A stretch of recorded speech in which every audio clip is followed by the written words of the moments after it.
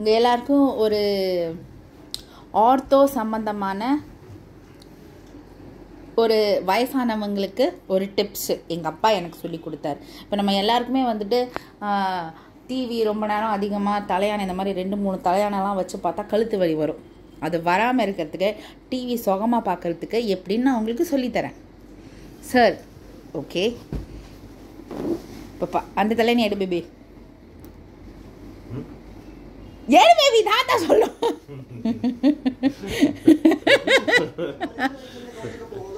So இந்த first தலையானை இப்படி இருக்கணும். செகண்ட் தலையானை கொடுங்க.